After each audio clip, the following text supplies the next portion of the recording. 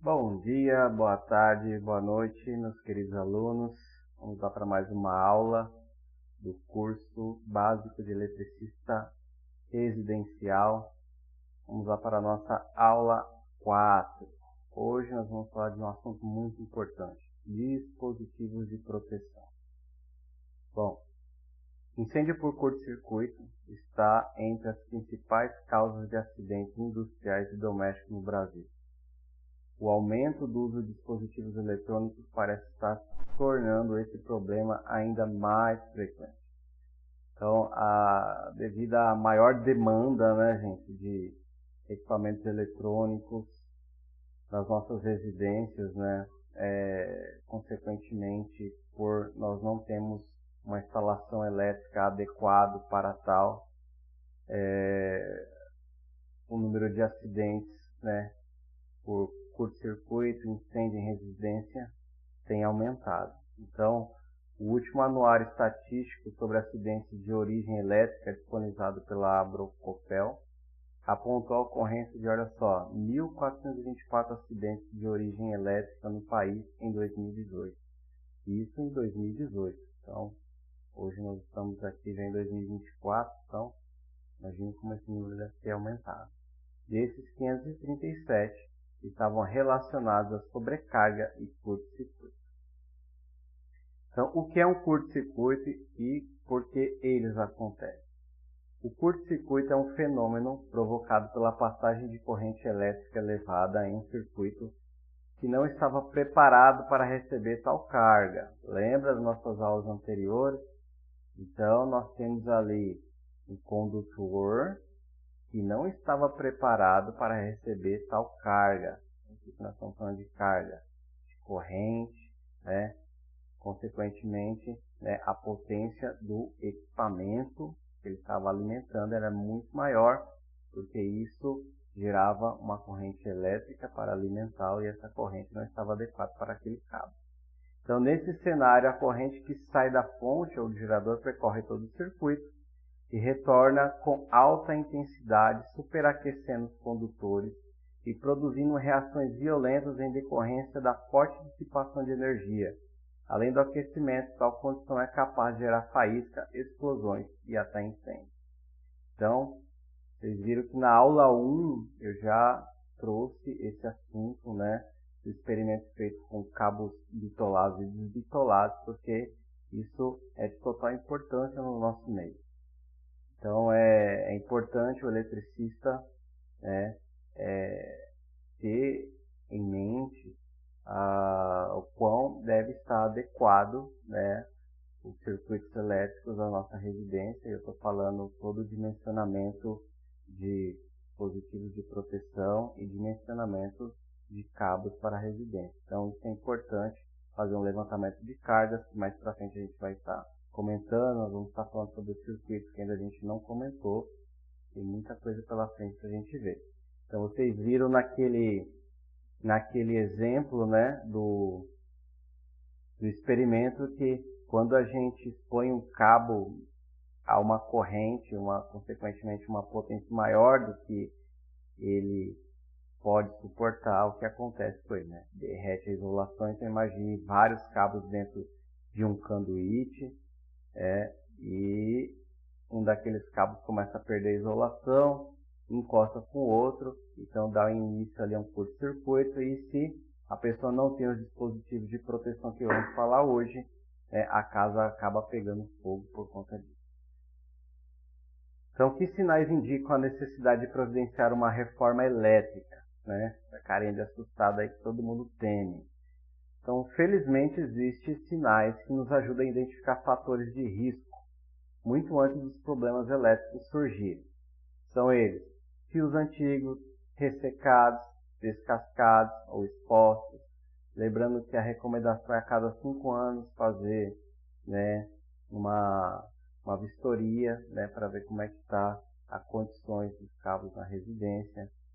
Bom, outro ponto: temperatura elevada nas tomadas, interruptores e aparelhos conectados, desarmes frequentes dos disjuntores, olha só, excesso de ligações em tomadas, réguas, benjamins e outros, oscilações na potência dos aparelhos quando acionados simultaneamente, choques ao tocar em um registro de chuveiro, portas de refrigeradores e outros produtos, e tomadas e disjuntores instalados próximos a canos, pias e torneiras.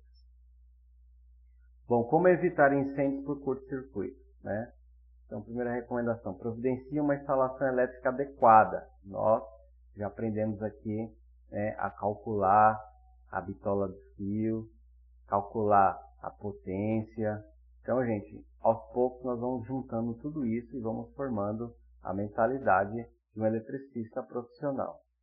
Então, vão guardando isso daí porque a gente vai usar sempre.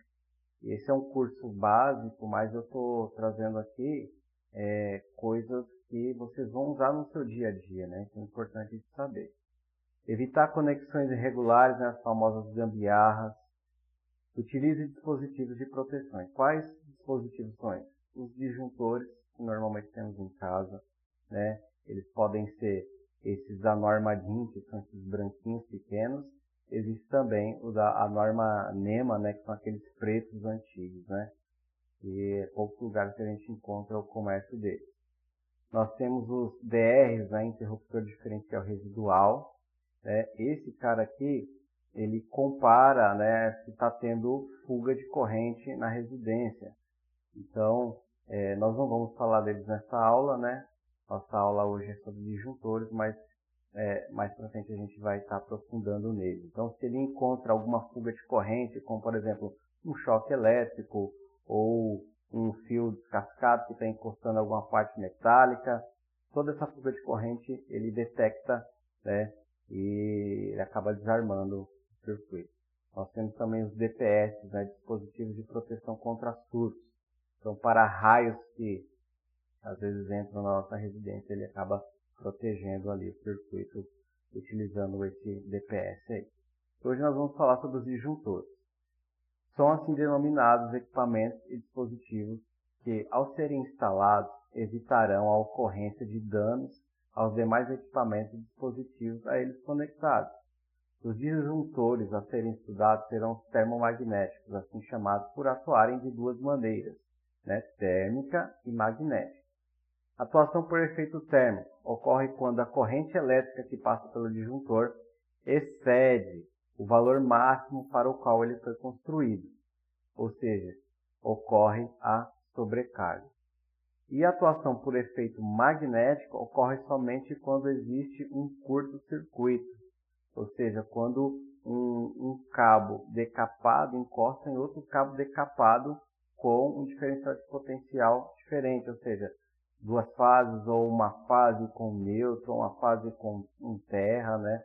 Pode dar esse curto-circuito aí. Então, ele atua dessas duas maneiras, por efeito térmico e efeito magnético. Os disjuntores ele têm a função de proteger o condutor, né, ou a carga, né? Porém, quando protegem o condutor, o disjuntor tem que ser igual ou menor que a corrente que passa pelo condutor.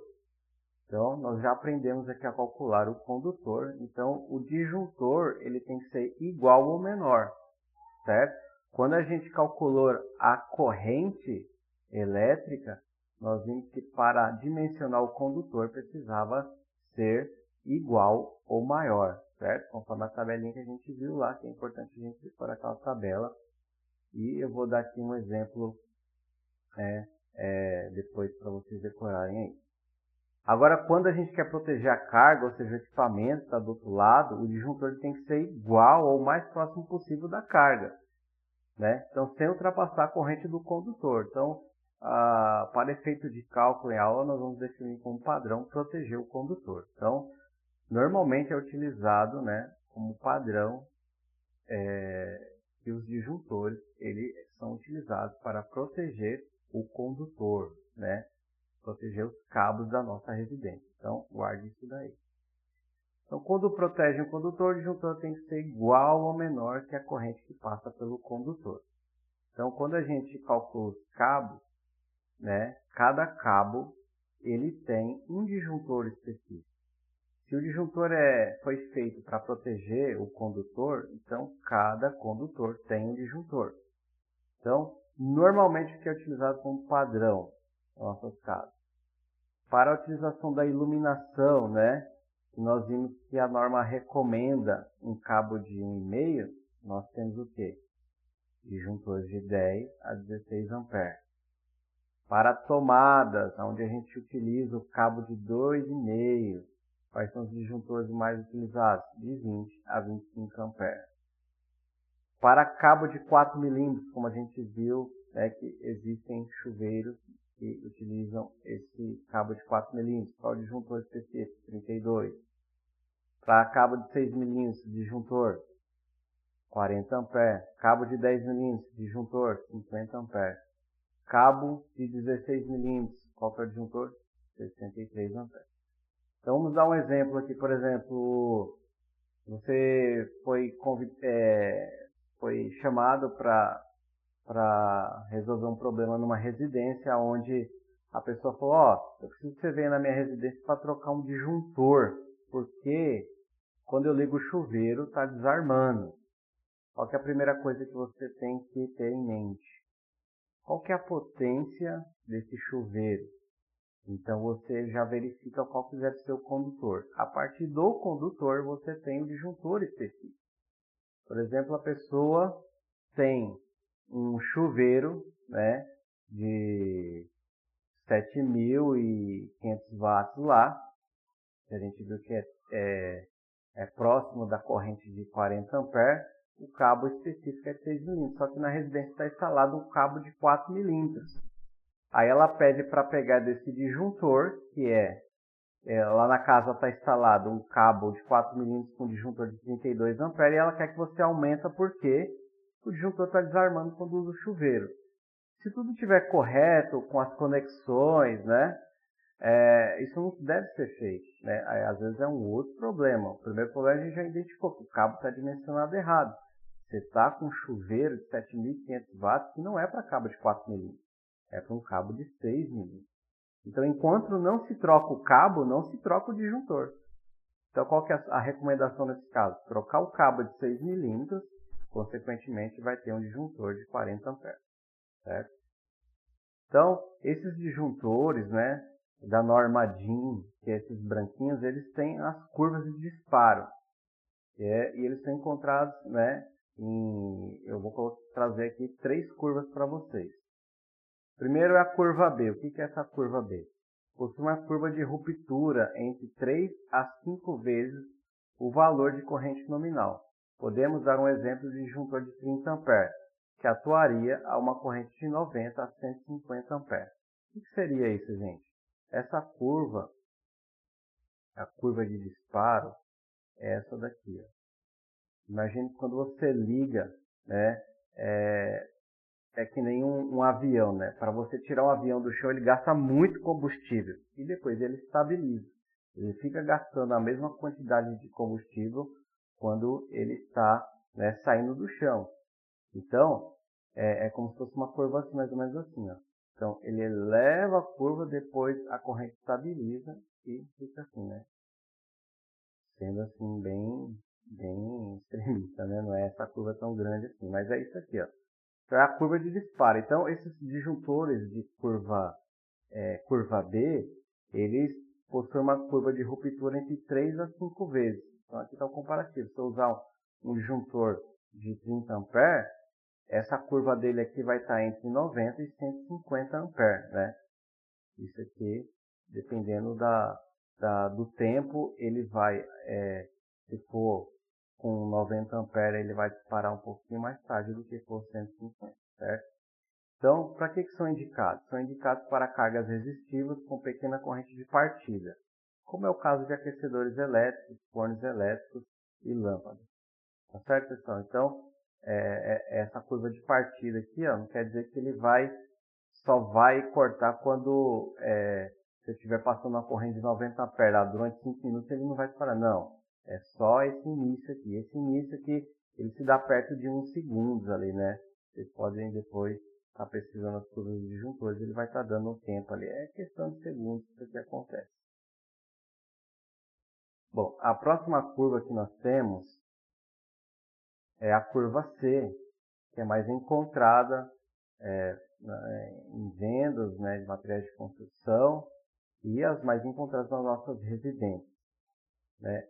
Ele possui uma curva entre 5 a 10 vezes o valor nominal.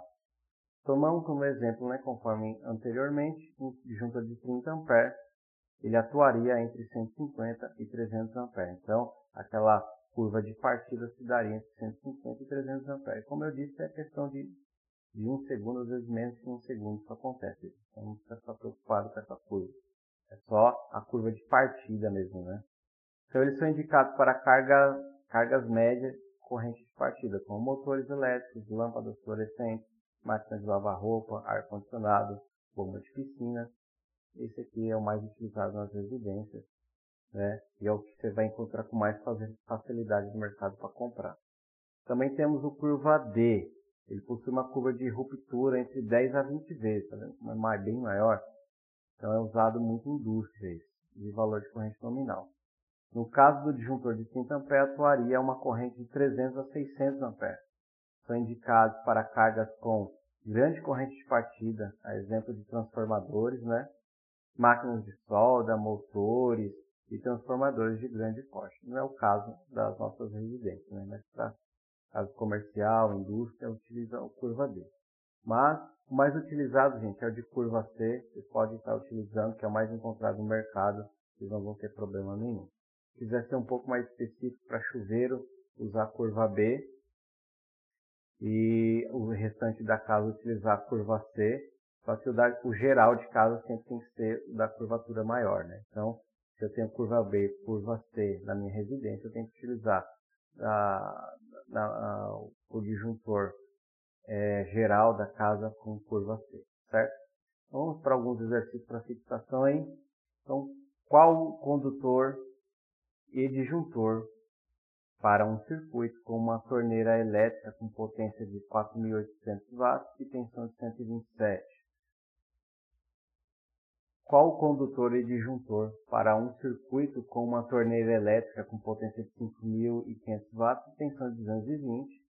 E quais tipos de curvas de disjuntor mencionados na aula? E qual a curva de disjuntor mais encontrada para comercialização e mais utilizada nas residências? Tá certo, pessoal? Então, eu vou deixar aqui grande para vocês verem melhor aí. Então, essa foi a nossa quarta aula. Então, te vejo nas próximas aulas. Um forte abraço e bom estudo.